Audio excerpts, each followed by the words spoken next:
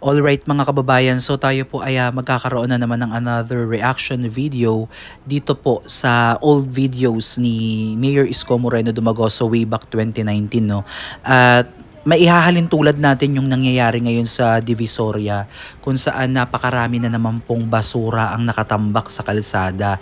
Parang nag-flashback din sa atin, no, yung kaganapan ngayon na nangyari na noong 2019 kung saan pinuntahan na personal ni Mayor Isko Moreno Dumagoso itong mga kababayan nating manininda dyan sa Divisoria at pinakiusapan niya na nga po, no, na sa kabila ng pagpayag ni Yorme Isko na sila ay makapagtinda at makapaghanap buhay dyan, ay magkaroon po sila ng disiplina pagdating naman sa kalinisan. At ngayong Lunes nga po mga kababayan ay uupo at muling manunungkulan bilang alkalde ng Maynila itong si Yorme Isko Moreno Dumagoso at titignan natin, no, kung ano ulit yung magiging action niya dito sa problema na naman dito sa Divisoria.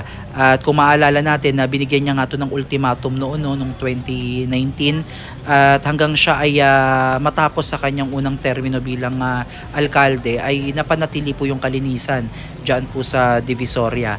At dito po sa pagbisita niya sa Divisoria mga kababayan ay kasama niya po ang ilan sa mga mainstream media kung saan nagpaunlak po siya ng interview at doon niya po sinagot yung kanyang mga hinanakit at mga tampo dito po sa mga vendors, yung mga manininda dyan, kung saan nagbigay na po si Yorme Isko sa kanila ng pagkakataon na makapagtinda at makapaghanap buhay.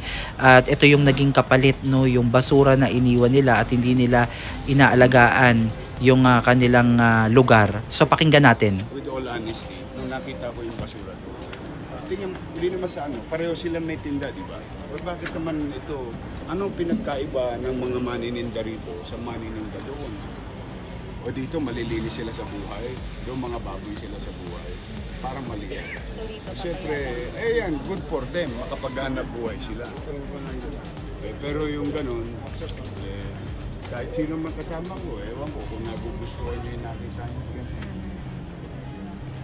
Kita mo yung alimuom ng kalye, uugasan pa namin maya-maya yan. I hope you don't mind. You can. Sana si Kenneth. Mga anong oras kayo magpa-flashing? Everyday yan. 6:30 to 7. Yung alimuom, yung nakikita mo yung lansa, inamoy mo ngayon, yan yung tinda sa gabi. Araw-araw ng Diyos, ginawa ng Diyos, talagang pin-flashing na. Kaya lang, pagka gano'n naman ng gano'n, sasawa ka din. It's either magdisiplina sila ng kusa, o huwag na sila magtinda. Isa nga nakakita, yung Carmen Plana, sila pa naglalagay. Bakit? Kasi gusto nila makuha yung kaya sila nag-aabot. It's a never-ending thing. So, we have to be certain. Ako, mahal ko sila. Pero kailangan mahalin nila ang sarili nila.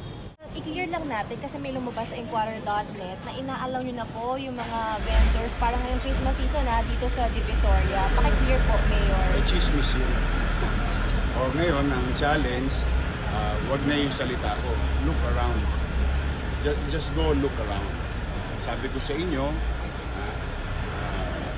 Juan Luna, Tondo, Juan Luna, Binondo, Soler, the entire recto, non-negotiable. Diba, ang hamon ko sa inyo, pag nabalik yan, nalagyan na ako. Ako naman, wag nyo na panghawa kayo salita ko, di silipin nyo. Kaya nagulat ako doon sa sulat nung kung sino man yun. But same thing, same rules will be applied since July 1, all perpendicular roads except Juan Luna, like in the case of Ilaya, Carmen Planas, Tabora, Santo Cristo, Elcano, doon pa rin sila. Pero may bagong rule. Ito, nasa likod ko yung rule. The thing speaks for itself. Na hindi na po pwede na hindi madadaanan yung perpendicular road, katulad ng mga nabanggit ko, kailangan madaanan ng taong bayan. Pero pag dumuon sila sa recto, ay non-negotiable yun. Ngayon, pangalawang natin pakisuyo, maglinis sila. O ngayon, kanina naumay ako sa dami ng basura sa Ilaya, Binondo. Sa Ilaya Binondo. O, ang penalty, o hindi na sila makakapagtinda mamaya. So lahat sila doon? Lahat sila doon. Whether sa sidewalk, Lahat sir, sila or doon. saan? Lahat sila doon. Ano Sabi ba, sir? siya, I'm certain because I can, sa totoo lang, kung di lang ako naawa sa kanila, pati perpendicular road, pwede ko namang tanggalin eh. Hindi, kaya lang gusto ko silang lingunin. Pero kailangan nilang magkusang disiplina. Oh, ngayon, katulad niya. Oh, ano ba pinagkaiba ng Ilaya Tondo sa Ilaya Binondo? Parehong Ilaya lang yan. Hanggang doon yan. Sa amin, Santo Niño. Oh, bakit doon, baboy na baboy? Bakit dito, malinis naman? So yung order for one day lang? We'll see. Katulad, halimbawa, ng yung sa Kotong naman, yung Carmen Plana sa mga vendor doon. Nalaman ko, nag-aabot sa barangay. Sinara ko. Ngayon, nag-apidabit sila. Hindi na raw sila magbibigay sa barangay. Ako nagpo-proteksyon sa vendors. Yung vendor ayaw proteksyonan yung sarili nila. Hindi ko maintindihan. So ano masasabi naman? Anyway, we'll see. Basta tuloy ang polisiya. Walang pagbabago. So every year, Pasko, ito talaga yung pinupuntahan. Ano na ngayon sa mangyayari? Si Pati hindi tumatanggap. Si Niingat ko lang naman, usap ko. Ba't ba kayo naglalagay? Hindi ko maintindihan sa vendor. Ando doon sa apidabit nila. Kasi si Pati hindi tumatanggap, si Chairman. Katulad na, dahil binaboy nila yung Ilaya Binondo, wala na silang tinda dyan. Wala nang tinda ko yung Melo Ngayon, mag-usap-usap kami uli. Katulad na nangyari sa Carmen Planas, naglalagay sila doon sa mga barangay official. Nalaman ko, diba, si Edith si Pati hindi tumatanggap, si Chairman, si Kagawad tumatanggap. Anong gobyerno meron tayo? Pinag-usapan natin. Ando doon sa apidabit nila kasi noong una nagdi-deny pa, meron kaming data. Sabi, ba't ba kayo naglalagay? Hindi ko maintindihan sa vendor. Meron na silang mayor na nagpo-proteksyon sa kanila. Nakakausap nila. Bakit sila natatakot pa doon sa mga barangay official? Di pinakita namin, di 4 na araw silang hindi nakapagtinda. Di nangabulok ang prutas nila. Ngayon, nakiusap sila. Binalik ko sila nung Biyernes, anong Sabado. Pero sa kondisyon, wag na nilang uulitin. Last na yon na maglalagay kung kani-kanino. Inalis ko na nga yung kay Eddie at saka kay Pati. Ang babayaran ng nila, gobyerno.